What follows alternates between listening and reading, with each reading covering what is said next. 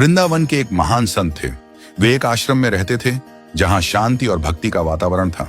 संत रोजाना बिहारी जी के दर्शन करते और धाम वृंदावन की परिक्रमा करते थे। एक दिन संत जी को परिक्रमा करते समय एक तोता जमीन पर पड़ा हुआ मिला। संत ने पहले तो थोड़ी देर इधर उधर देखा कि कोई तोते का मालिक तो नहीं है, और फिर संत उस तोते के पास गए तो देखा कि तोते की हालत बहुत खराब थी। वह जल्दी जल्दी सांसें ले रहा था। संत जी ने जल्दी से तोते को पानी पिलाया और उस तोते को अपने आश्रम पर ले आए। तोते को थोड़ा खाने को दिया और आराम करने के लिए अंदर कुटिया में सुला दिया। संत जी ने उस तोते की बहुत देखभाल की और 2 दिन बाद तोता एकदम सही हो गया। संत जी ने उस तोते का नाम मिट्ठू रखा। तोता बहुत हरा भरा, चंचल और बुद्धिमान था। संत ने उस तोते को बच्चों की तरह पाला और उसे अपने साथ भक्ति में लगा लिया।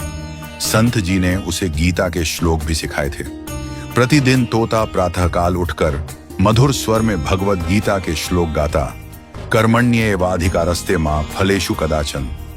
आश्रम में जो भी आता वह तोते की यह दिव्य वाणी सुनकर अभिभूत हो जाता। लोग कहते, बाबा आपने तो तोते को भी ज्ञानी बना दिया।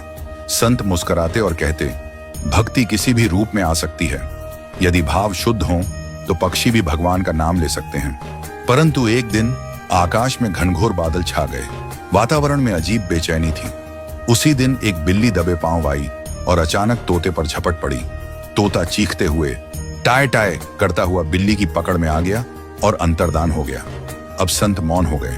वे कुछ न कहते न खाते, बस एक तक देखते रहते। लोगों ने देखा कि जो बाबा सदा मुस्कुराते रहते थे वे आज गहरे चिंतन में डूबे हैं। लोगों ने कहा, बाबा क्यों दुखी हो रहे हैं? हम दूसरा तोता ला देंगे और उससे भी गीता के श्लोक रटवा देंगे।